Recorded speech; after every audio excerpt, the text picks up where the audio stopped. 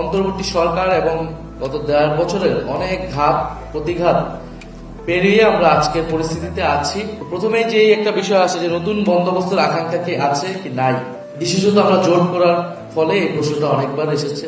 অনেকেই প্রশ্ন তুলেছিলেন আমাদের এই যে লক্ষ্য নতুন বন্দোবস্তের, আমরা যদি পুরনো দলের সাথে জোট করার ফলে এই লক্ষ্য থেকে আমরা কি সরে আসলাম কিনা। এরকমটা আমরা অন্তর্বর্তী সরকারের ভিতরে ছিলাম, আমরা অনেক কিছু চেষ্টা চালিয়েছি, অনেক কিছু অর্জন করেছি, অনেক কিছু হয়তো ব্যর্থ হয়েছি। বিশেষত আমরা জোট করার ফলে এই প্রশ্নটা অনেকবার এসেছে।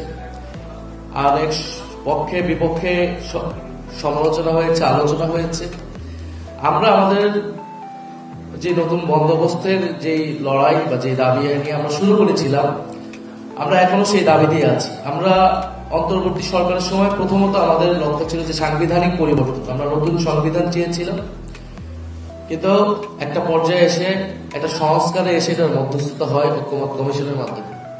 সেখানেও আমরা আমাদের পুরোপুরি লক্ষ্যমাত্রা অর্জন করতে পারিনি।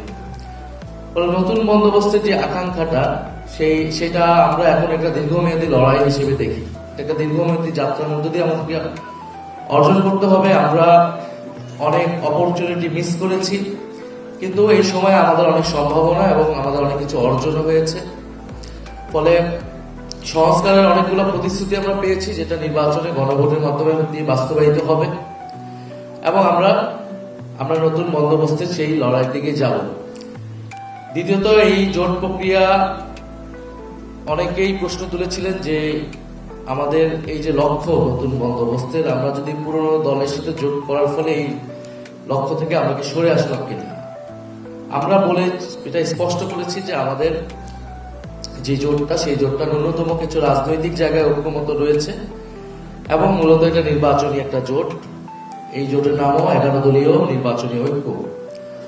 এবং আমাদের চেষ্টা থাকবে এই জোটের মধ্য দিয়ে আমাদের যে সংস্কারের যে দাবি, আমরা সেটাকে বাস্তবায়ন করবো এবং আমাদের প্রায়োরিটিতে আমরা বাস্তবায়নের চেষ্টা করব।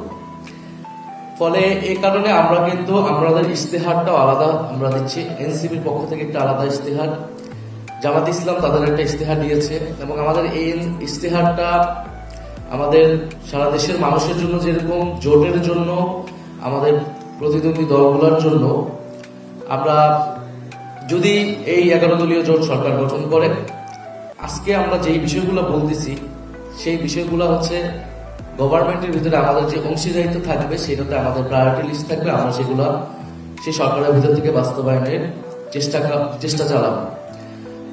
যেরকমটা আমরা অন্তর্বর্তী সরকারের ভিতরে ছিলাম, আমরা অনেক কিছু চেষ্টা চালিয়েছি, অনেক কিছু অর্জন করেছি, অনেক কিছু